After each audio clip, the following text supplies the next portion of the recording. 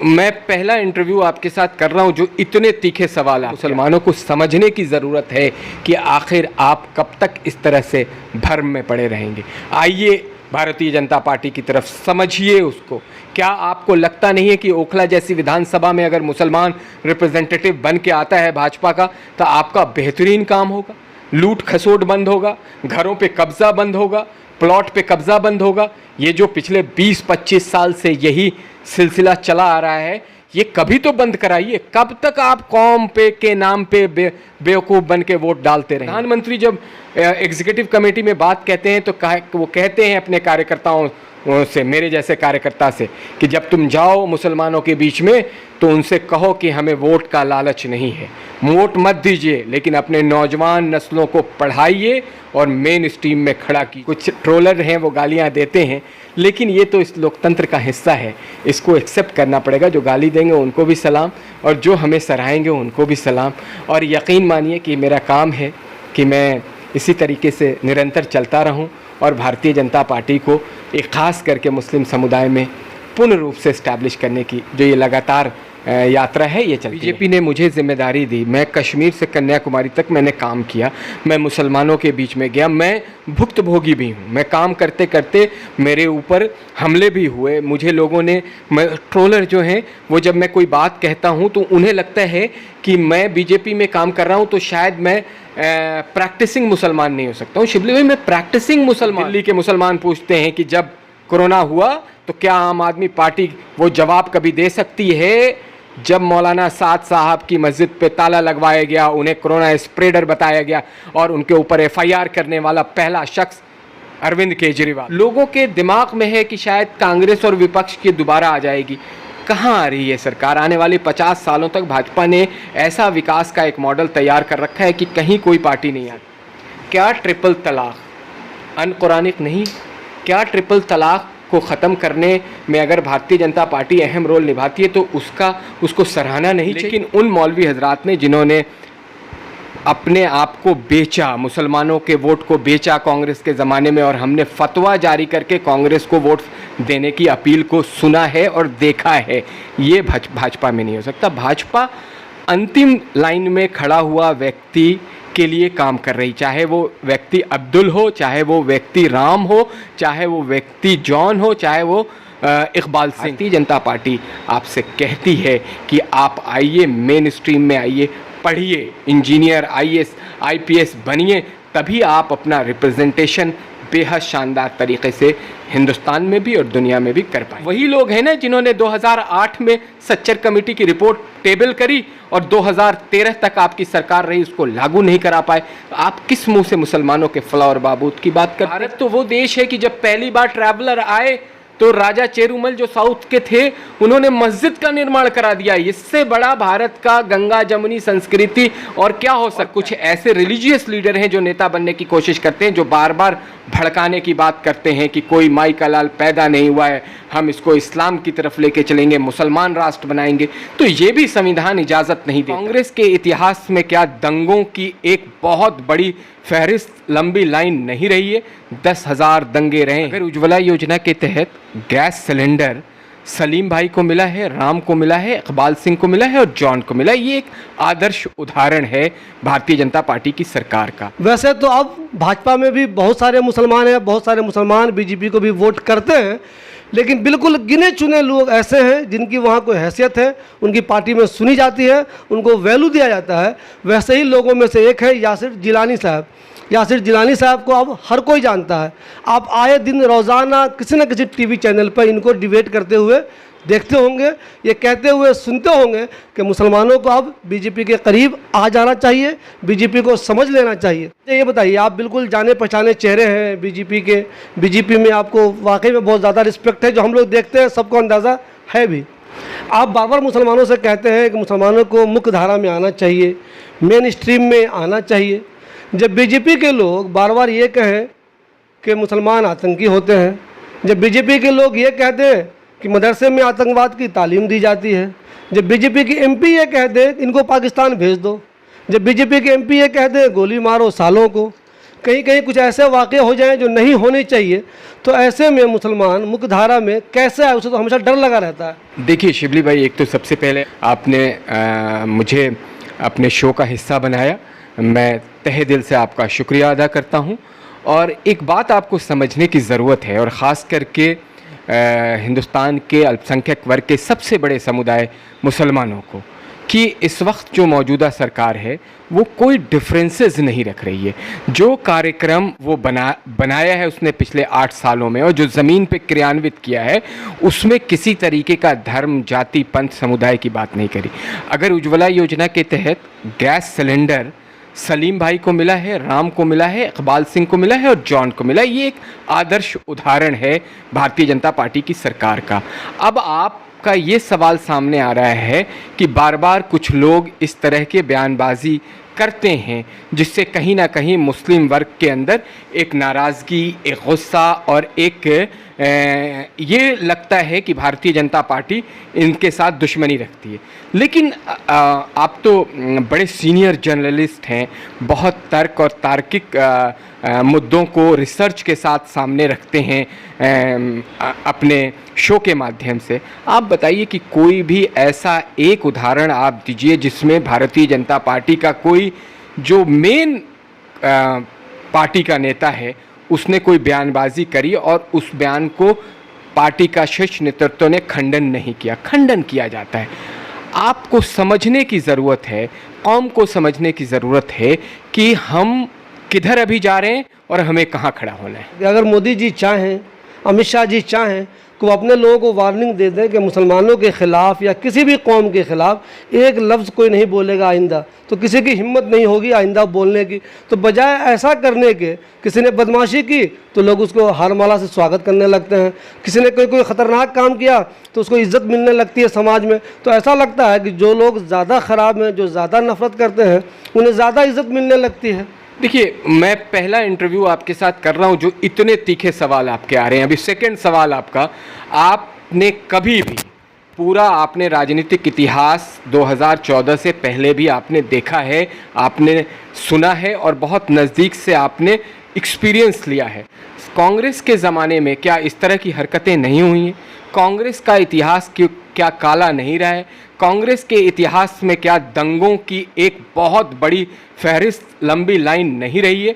10,000 दंगे रहे हैं, लेकिन कांग्रेस ने एक बेहद ख़तरनाक चाल ख़ास करके मुस्लिम वर्ग के साथ ये किया कि उसने वोट बैंक की तरह आपका इस्तेमाल किया। आपके मोहल्लों में, आपके छोटे छोटे ज़िलों में, जनपदों में आपको नेता दे दिए और उस नेता के तहत आपको तुष्टीकरण की प्रकाष्ठा का वोट बैंक का केंद्र बिंदु बना दिया।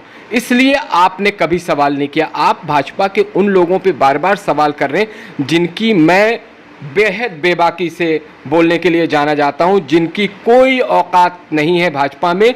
भाजपा का शीर्ष नेतृत्व ही फैसला लेता है और शीर्ष नेतृत्व सबको साथ लेके चल रहा है। प्रधानमंत्री सबका साथ, विश्वास, विकास, और 2 साल पहले जब लाल किले के प्राचीर से प्रयास की बात करते हैं, 135 करोड़ भारतीयों को सम्मानित करते हैं वो अपने कार्यक्रमों में। तो ये आप उनको देखेंगे कि या आप उन एलिमेंट्स को देखेंगे जो अपने फॉलोअर्स के लिए, जिस तरीके से आपने मुझसे सवाल किया, मैं भी सवाल कर सकता हूं कि कुछ ऐसे नेता रहे हैं भारत में और कुछ ऐसे रिलीजियस लीडर हैं जो नेता बनने की कोशिश करते हैं, जो बार बार भड़काने की बात करते हैं कि कोई माई का लाल पैदा नहीं हुआ है, हम इसको इस्लाम की तरफ लेके चलेंगे, मुसलमान राष्ट्र बनाएंगे। तो ये भी संविधान इजाज़त नहीं देता है। तो कहीं ना कहीं सवाल उन लोगों से भी उठाना पड़ेगा। कुछ ऐसे मौलाना हैं जो अभी भी, पिछले 3 दिन पहले भी उनके बयान ऐसे आए हैं जो सौहार्द को बिगाड़ेंगे, जो भाईचारा को ख़त्म करेंगे। इत्तेहाद, इखलाक, ये भारत की संस्कृति है। भारत की संस्कृति हिंदू मुसलमान से 1000 साल पुरानी है। उसको मिटाने की कोई कोशिश करेगा, उसके खिलाफ मौजूदा सरकार है, उसके खिलाफ भारतीय जनता पार्टी है। आपने बिल्कुल सही कहा है। कोई भी आदमी ये नहीं कह सकता कि इस मुल्क में इस्लामी कानून लागू हो जाए, चूँकि ये डेमोक्रेटिक कंट्री है। उसी तरह कोई ये भी नहीं कह सकता कि इसे हिंदू राष्ट्र बन जाना चाहिए। अगर मौलाना तौकीर रज़ा ने गलत कहा या कोई और मौलवी गलत कहता है तो उन साहब को भी नुकसान होना चाहिए, सज़ा मिलनी चाहिए, जो कहते हैं कि इसे हिंदू राष्ट्र बनाना चाहिए। चूँकि ये डेमोक्रेटिक कंट्री है, हिंदू ज़्यादा हो सकते हैं बिल्कुल, लेकिन वैल्यू सबको बराबर मिलनी चाहिए। देखिए, भारत की पहचान जो है भारत के संविधान से होती है। भारत के संविधान के रचयिता बाबा साहब भीमराव अंबेडकर ने जो ताकत एक आम जन की बात कर रहा हूँ, जो लास्ट लाइन में खड़ा है, उसको भी इतनी ताकत दी है कि वो अपनी बात को किसी तरीके से एक्सप्रेस कर सकता है और कह सकता है। भारत उसका आदर्श उदाहरण है। बार बार मैं इसलिए कहता हूँ कि भारत के मुसलमान या भारत के मुसलमानों को भड़काने वाले कुछ लोग जो बार बार उन्हें भड़काते हैं, उन्हें भ्रमित करते हैं, वो अपने आसपास के सराउंडिंग के देशों में, अगर खाड़ी देश में ही चले जाएं तो यमन है, सीरिया है, इस तरह के एग्जाम्पल भरे हुए हैं जहां आपको कोई बात रखने से पहले 1000 बार सोचना पड़ेगा। लेकिन आप यहां बटला हाउस चौक पे खड़े होके उस संविधान की ताकत से किसी तरह की कोई बात रख सकते हैं। आप घूमते हैं, आप जाते हैं, आपको मैं देखता हूं बड़े बड़े इवेंट्स में, बड़े बड़े हिंदुस्तान के जो इवेंट्स होते हैं, चाहे वो बॉलीवुड से रिलेटेड हों, वो पॉलिटिकल हैं, वहाँ पे आप जाके लोगों का इंटरव्यू लेते हैं। कभी आपको एहसास हुआ कि आपको किसी तरीके से किसी ने दबा दिया, या आपने कोई क्वेश्चन किया तो किसी ने मना किया कि भाई आप ये क्वेश्चन नहीं कर सकते हैं? यही भारत का वसुदेव कुटुंबकम की जो संस्कृति है, सम्मानित करने की संस्कृति है। भारत तो वो देश है कि जब पहली बार ट्रैवलर आए तो राजा चेरुमल जो साउथ के थे, उन्होंने मस्जिद का निर्माण करा दिया। इससे बड़ा भारत का गंगा जमुनी संस्कृति और क्या हो सकता है? मैं नौजवान नस्लों को ये कहना चाहता हूं कि आप इतिहास को सही से पढ़ें। आप आने वाली नस्लें जो हैं वो अच्छी एजुकेशन हासिल करें।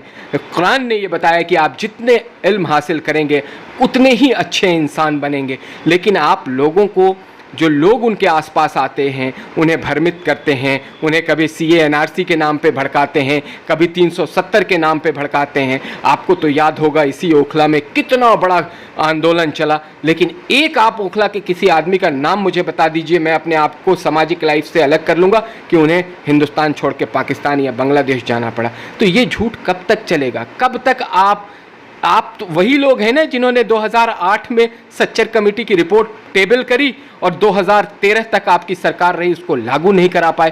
तो आप किस मुंह से मुसलमानों के फलाह और बहबूद की बात करते हैं? कांग्रेस ने ठगा है।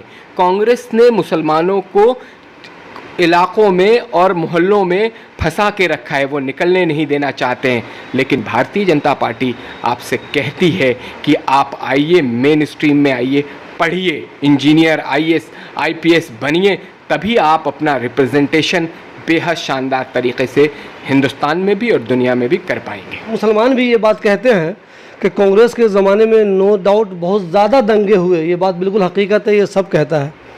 लेकिन कांग्रेस के ज़माने में भी कुछ ख़ास मौलवी हजरात थे जिन्होंने बहुत फ़ायदे उठाए, बहुत काम किया, बहुत उन्होंने सेमिनार किए, जलसे गए, जुलूस किए, मुसलमानों को ठगा, रैलियां की कांग्रेस के सपोर्ट में। उसी तरह अब बीजेपी में भी कुछ ख़ास मौलवी हैं। आमतौर पर लोग कहते हैं कुछ बरेलवी हजरात हैं, कुछ शिया हजरात हैं, सिर्फ उनको फ़ायदा हो जाएगा। कौम का भला न कांग्रेस के ज़माने में ओवरऑल हो सका, कुछ ख़ास लोगों ने फ़ायदा उठा लिया और अभी भी कुछ ख़ास लोगों को फ़ायदा हो जाएगा। मोदी जी भले ही कोशिश करें कि सब मुसलमान को फ़ायदा हो, लेकिन ख़ास लोग, कुछ ख़ास मौलवी, कुछ ख़ास तबका मोदी जी से फ़ायदा उठा लेगा। देखिए, मैं फिर कहूँगा कि आपकी सहाफ़त जो है वो बेहद रिसर्च वाली होती है। आप अच्छे सहाफ़ी हैं, बड़ा जानकारी के साथ आप सारी चीज़ों को देखते हैं। भारतीय जनता पार्टी का एक मूल मंत्र है, उसका जो अपना कार्यकर्ता है वो चिन्हित है, और कोई भी आदमी भारतीय जनता पार्टी के संगठन में आके पार्टी को भ्रम और भ्रमित नहीं कर सकता है। उन्हें झूठ कुछ समय तक तो बोल के अपने आप को खड़ा करने की कोशिश कर सकता है, बहुत लंबा नहीं चल सकता है। ये कांग्रेस नहीं है। हमने इसी कांग्रेस में सही कहा आपने कि कुछ मौलवी हजरात, मैं मौलवी हजरात की बहुत इज़्ज़त करता हूँ, क्योंकि मैंने भी जो अरबिक है, जो हमारी बेसिक नॉलेज है, मैंने अपने मौलवी हजरात से ही सीखा है। लेकिन उन मौलवी हजरात ने जिन्होंने अपने आप को बेचा, मुसलमानों के वोट को बेचा कांग्रेस के ज़माने में, और हमने फतवा जारी करके कांग्रेस को वोट देने की अपील को सुना है और देखा है।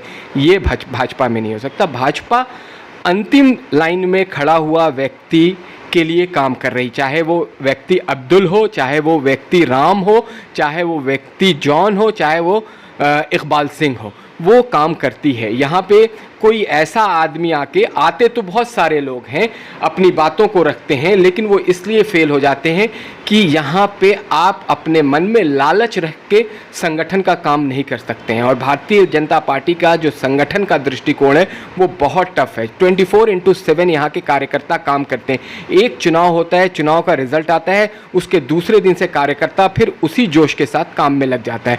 तो ये उन पार्टियों से आए हुए लोग जिन पे आपका इशारा है कि उनको कुछ फ़ायदा हो जाएगा, या किसी एक हजरात को, बरेलवी हजरात को, या किसी इसको, कभी नहीं हो सकता है। यहाँ पे हम जब प्रधानमंत्री सोचते हैं तो पासमानदा की बात करते हैं। पासमानदा का मतलब जो लास्ट लाइन में खड़ा हुआ व्यक्ति है। वो जब बात करते हैं बोहरा समाज, जो कटा हुआ समाज, छोटा समाज, उसके फ्लावर बाबूत की बात करते हैं। वो जब सांसद बनाना होता है तो कश्मीर के गुजर बकरवाल समाज से एक बेहद निचले स्तर के आदमी को उठा के राज्यसभा भेज दिया जाता है। यूपी में एक निचली जो पासमानदा बिरादरी है, वहाँ से एक नौजवान लड़के को उठा के कैबिनेट में मंत्री बना दिया जाता है। तो भारतीय जनता पार्टी के काम करने का तरीका बेहद अलग है। वो सबको, जो उसका मूल मंत्र है साथ लेके चलना, वो लेके चलती है। मसला यहाँ पे क्या है कि कुछ लोग सुधरने के व्यवस्था में आना ही नहीं चाहते हैं।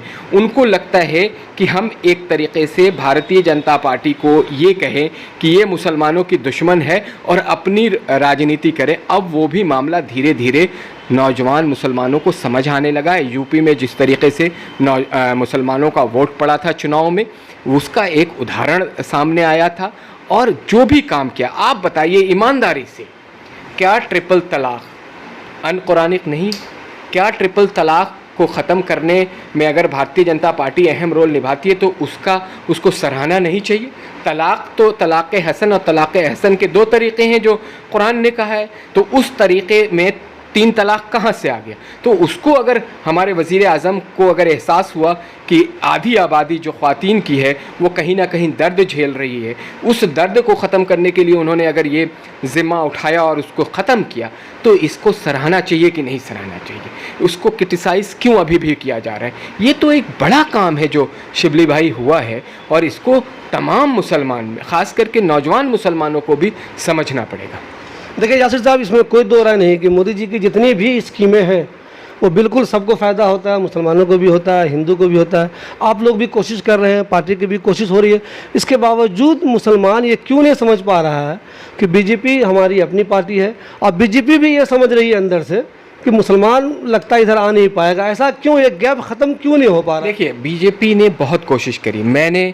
बीजेपी ने मुझे जिम्मेदारी दी, मैं कश्मीर से कन्याकुमारी तक मैंने काम किया, मैं मुसलमानों के बीच में गया, मैं भुक्तभोगी भी हूँ। मैं काम करते करते मेरे ऊपर हमले भी हुए। मुझे लोगों ने, ट्रोलर जो हैं वो, जब मैं कोई बात कहता हूँ तो उन्हें लगता है कि मैं बीजेपी में काम कर रहा हूँ तो शायद मैं प्रैक्टिसिंग मुसलमान नहीं हो सकता हूँ। शिबली भाई, मैं प्रैक्टिसिंग मुसलमान हूँ, और मैं उन लोगों से बहुत बेहतर प्रैक्टिस करने की कोशिश करता हूँ जो दिखाई देते हैं। जो हमारे अरकान हैं, जो हमारे 5 फ़राइज़ हैं, उसको मैं पूरी तरीके से कोशिश करता हूँ कि अपनी ज़िंदगी में उतार के रखूँ, क्योंकि जब मैं बात कहीं और रखूँगा तो मुझे, मेरे किरदार से लोग मुझे एक्सेप्ट करेंगे। मेरा किरदार ही अच्छा नहीं होगा तो वो मुझे कैसे एक्सेप्ट करेंगे? तो जब मुझे इतनी मेहनत करनी पड़ रही है तो समझेंगे लोग, समझ रहे हैं। लोगों के दिमाग में है कि शायद कांग्रेस और विपक्ष की दोबारा आ जाएगी। कहाँ आ रही है सरकार? आने वाले 50 सालों तक भाजपा ने ऐसा विकास का एक मॉडल तैयार कर रखा है कि कहीं कोई पार्टी नहीं आती, और आ रही है जिसको वोट दे रहे हैं वो क्या कर रहे हैं आपके कहना नहीं चाहिए। दिल्ली का एग्जाम्पल दे देता हूँ। आम आदमी पार्टी को थोक के भाव में इन्होंने वोट करा, क्या रिजल्ट दिया? क्या आम आदमी पार्टी उस बात का जवाब, ये मैं नहीं पूछता हूँ, ये दिल्ली के मुसलमान पूछते हैं कि जब कोरोना हुआ तो क्या आम आदमी पार्टी वो जवाब कभी दे सकती है? जब मौलाना साद साहब की मस्जिद पे ताला लगवाया गया, उन्हें कोरोना स्प्रेडर बताया गया और उनके ऊपर FIR करने वाला पहला शख्स अरविंद केजरीवाल था। मुसलमानों ने फिर भी वोट दिया। कभी मुसलमानों ने सवाल पूछा उनसे? कभी मुसलमानों की हिम्मत हुई कि वो उनसे पूछें? और मुसलमानों के नाम पे उन्होंने जो लोगों को अपना रिप्रेजेंटेटिव बताया है, वो किस तरीके से वक्फ से लेके और दुनिया की चीज़ों को लूटा है, ये दिल्ली के लोगों ने देखा है। लेकिन फिर भी मुसलमान को लगता है कि भाजपा दुश्मन है, और दूसरे जो लोग हैं जो सो कॉल्ड सेकुलर हैं वो उनका मफाद, उनका फ़ायदा उनसे होगा, तो मुझे लगता है वो गलतफहमी में अभी वक्त है। अगर वो आते हैं, और हमारा एक मूल मंत्र देख लीजिए, प्रधानमंत्री जब एग्जीक्यूटिव कमेटी में बात कहते हैं तो वो कहते हैं अपने कार्यकर्ताओं से, मेरे जैसे कार्यकर्ता से, कि जब तुम जाओ मुसलमानों के बीच में तो उनसे कहो कि हमें वोट का लालच नहीं है, वोट मत दीजिए, लेकिन अपने नौजवान नस्लों को पढ़ाइए और मेन स्ट्रीम में खड़ा कीजिए। कब तक हीरो मानेंगे अतीक और मुख्तार अंसारी जैसे गुंडों को? मानेंगे कि वीर अब्दुल हमीद भी बने, APJ अब्दुल कलाम बने और मौलाना आज़ाद बने? ऐसे कब आप इनको रोल मॉडल मानेंगे? जैसे मोदी जी ने कहा कि लोगों से कहिए कि हमें आपका वोट नहीं चाहिए, अब वाकई में मोदी जी ने साबित करके दिखा दिया कि मुसलमान कोई भी वोट नहीं देगा तो भी बीजेपी की हुकूमत इस मुल्क में बन सकती है और बन गई। तो जब इंसान के वोट का वैल्यू ही ख़त्म हो जाए तो भला उसको बीजेपी क्यों वैल्यू देगी ऐसे वोटरों को जिनके वोट का वैल्यू ही नहीं है? वो मुसलमानों के वोट के बगैर भी हुकूमत बना सकते हैं, बना लिया उन्होंने। तो जब किसी भी इंसान के वोट का वैल्यू ही ख़त्म हो जाए तो कोई भी पार्टी उसे वैल्यू क्यों देगी?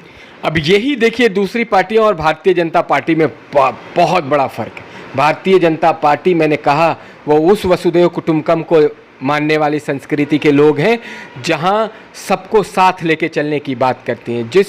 जिस लोकतंत्र की बड़ी बड़ी बातें करके लोग भाषण दे के वोट चाहते हैं, उसी लोकतंत्र के सहारे आपको पूरा हक देने के बाद भी आपसे वो संगठन कहता है हमें वोट नहीं चाहिए।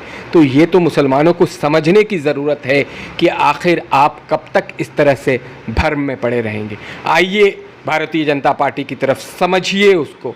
क्या आपको लगता नहीं है कि ओखला जैसी विधानसभा में अगर मुसलमान रिप्रेजेंटेटिव बन के आता है भाजपा का, तो आपका बेहतरीन काम होगा, लूट खसोट बंद होगा, घरों पे कब्ज़ा बंद होगा, प्लॉट पे कब्ज़ा बंद होगा। ये जो पिछले 20-25 साल से यही सिलसिला चला आ रहा है, ये कभी तो बंद कराइए। कब तक आप कौम पे के नाम पे बेवकूफ़ बन के वोट डालते रहेंगे? मेरा दर्द है जो मैं बयान कर रहा हूँ।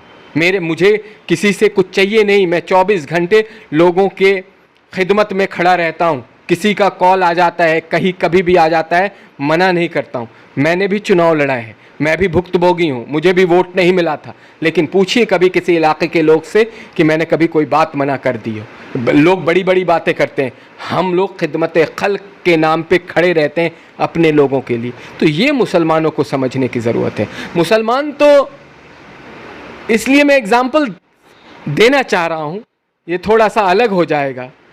हमारे भारत में तो हमने वो भी देखा है कि आज जो हम लोग बोलते हैं या आप रिसर्च के साथ सहाफ़त कर रहे हैं, शिबली भाई, ये देन कहीं ना कहीं सर सैयद को भी इसकी थैंक यू करना चाहिए, लेकिन कांग्रेस ने तो उनको भी भुला दिया।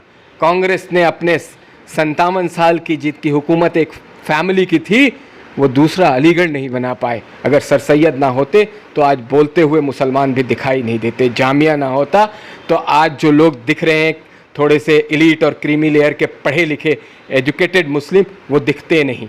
तो ये तो मुसलमानों को समझना पड़ेगा, और आप जैसे लोगों की जिम्मेदारी ज़्यादा बनती है कि आप किस तरीके से कौम को समझाते हैं। क्या मुझे मालूम है पार्टी में आपकी बहुत हैसियत है, माशाल्लाह आपकी हैसियत वहाँ सब जानते हैं, आपको बड़े लोग सुनते हैं, आपको लोग भी पूरे हिंदुस्तान में जानते हैं कि अगर मुख्तार अब्बास नकवी और शाहनवाज़ के बाद कोई नाम दिखाई देता है तो वो यासिर जिलानी का दिखाई देता है। तो मुझे ये बताइए, एक तो हम आने वाले दिनों में यासिर जिलानी साहब को MP कब देखेंगे? अब मेरा दूसरा सवाल आपसे ये है, एक तो आपको हम MP कब देखेंगे बीजेपी की तरफ से, और मेरा दूसरा सवाल आपसे ये है कि क्या आपको ये मुश्किल होता है कि पार्टी में भी साबित करना है कि हम मुसलमान होते हुए आपके वफादार हैं, और यहाँ मुसलमान भी आपको शक की निगाह से देखते रहे, ये तो यासिर, ये तो बीजेपी का आदमी है? तो क्या ये टफ नहीं लगता, बहुत मुश्किल ज़िंदगी नहीं लगती है? अच्छा देखिए, आपको मैं एक चीज़ बताऊं, आपने एक दो बहुत बड़ी कॉम्प्लीमेंट्स और बहुत मेरे लिए नवाजा है, मैं उसका शुक्रिया अदा करता हूं। लेकिन भारतीय जनता पार्टी कार्यकर्ताओं की पार्टी है, और कार्यकर्ता यहाँ पे छोटा कार्यकर्ता, नीचे ज़मीन से ऊपर प्रधानमंत्री, सब कार्यकर्ता होते हैं। कोई पद का लालच नहीं होता है। कोई, हमारा वही तो है, लोग कहते हैं कि ये टिकट नहीं देते हैं मुसलमानों को, लेकिन हम टिकट नहीं देने के बाद भी मुसलमानों के बारे में सोच रहे हैं। उन्होंने टिकट दे के MP MLA बना के भी आपको नहीं सोचा। मैं, यकीन मानिए कि जब मैं कॉलेज टाइम के बाद मैं संपर्क में आया इस तरह की राष्ट्रवादी विचारधारा के लोगों के, तो उन्होंने मुझसे कभी ना तो मेरी जाति पूछी, ना मेरा, हाँ नाम से, बट ऑफ कोर्स जब मेरा नाम है तो उन्होंने मेरे धर्म के बारे में पता था। मैंने जब नॉक किया, मैं गया तो वहाँ स्वागत हुआ, उन्होंने मुझे समझा, बुलाया, कई बार मैंने मुलाकात करी, फिर उन्होंने कुछ काम दिया। फिर आपको भी ध्यान होगा 2012 में मैं चुनाव लड़ लिया, उसके बाद मसलसल हम लोग काम करते रहे हैं और मुझे वहाँ किसी तरह की कभी कोई दिक्कत नहीं हुई। और मैं ये भी अपने लोगों पे इल्ज़ाम नहीं लगाऊंगा। हाँ, कुछ लोग हैं, क्योंकि ये भारत लोकतंत्र पे भरोसा रखने वाला भारत है, यहाँ पे आपकी बातों से सहमत नहीं हो सकते हैं। ये भी बहुत अच्छे लोग हैं, मेरे कौम के लोग बेहद शानदार हैं, उन्होंने भी बहुत इज़्ज़त दी, बहुत रिस्पेक्ट दिया, हमेशा गले लगाया है। मैं तो उनको भी सल्यूट करता हूँ, क्योंकि मैं बटला हाउस, ओखला में तमाम जगहों पे जब ओखला, शाहीन बाग निकलता हूँ तो लोग मेरी रिस्पेक्ट करते हैं, इज़्ज़त देते हैं। हाँ, कुछ सवाल ज़रूर आते हैं, कुछ ट्रोलर हैं वो गालियाँ देते हैं, लेकिन ये तो इस लोकतंत्र का हिस्सा है, इसको एक्सेप्ट करना पड़ेगा। जो गाली देंगे उनको भी सलाम और जो हमें सराहेंगे उनको भी सलाम। और यकीन मानिए कि मेरा काम है कि मैं इसी तरीके से निरंतर चलता रहूं और भारतीय जनता पार्टी को एक ख़ास करके मुस्लिम समुदाय में पूर्ण रूप से इस्टेब्लिश करने की जो ये लगातार यात्रा है, ये चलती रहेगी आप लोगों के द्वारा। मेरे सवाल का ये जवाब नहीं दिया आपने कि यासिर साहब को हम एज ए एमएलए या एज ए एमपी कब देखेंगे? ये भारतीय जनता पार्टी कार्यकर्ताओं की पार्टी है, मैं कोई चीज़ डिसाइड नहीं कर सकता हूँ, ये पार्टी डिसाइड करेगी कि मैं कब कहाँ पे हूँ। जब आप लोग सीनियर नेताओं के साथ बैठते हैं, आप बहुत सीनियर लोगों के साथ बैठते हैं बीजेपी के, तो वहाँ क्या कभी कोई बात होती है आप लोगों की, अरे सर ये चीज़ें हम कम कर लें तो मुसलमान वाकई में हम लोगों के साथ आ जाएगा, कुछ लोगों की ज़बान पे कंट्रोल कर दें, कुछ लोगों के बयानात पे कंट्रोल कर दें, तो बिल्कुल मुसलमान तैयार है बीजेपी में आने का, ऐसी कोई बात होती है आप लोगों की? बिल्कुल होती है। देखिए, जो सीनियर लोग हैं वो हमसे सुझाव लेते हैं, हमारे माशरे में क्या चल रहा है, हमारा कल्चर क्या है, हमारे लोग क्या सोच रहे हैं, उसके बाद इम्प्लीमेंट किया जाता है, बाकायदगी से सुझाव दिया जाता है कि ये काम अगर हम करते हैं, अभी जब से हमने सूफ़ी संवाद किया है, हम इंटेलेक्चुअल मुसलमानों के बीच में जाएंगे, तो ये तो जो हमारे सीनियर लीडर हैं, बिना उनके सुझाव के कोई भी कार्यक्रम तय नहीं हो सकता है। तो उनके साथ सुझाव दिया जाता है कुछ चीज़ों पे, जो आप जिन चीज़ों को चिन्हित कर रहे हैं उन चीज़ों पे हम सवाल करते हैं, फिर उधर से जवाब आता है, फिर हम आगे बढ़ते हैं। ये थे हमारे साथ यासिर जिलानी साहब। हम सब जानते हैं कि पार्टी में इनकी बहुत हैसियत है। अब देखना ये है कि आने वाले दिनों में जो हैसियत यासिर जिलानी साहब को मिली हुई है वही दूसरे मुसलमानों को मिलती है या नहीं मिलती है। और आने वाले दिनों में हमें यह भी देखना है कि मोदी जी जो कोशिश कर रहे हैं मुसलमानों को करीब करने की, वो कितने करीब आ पाते हैं मुसलमान।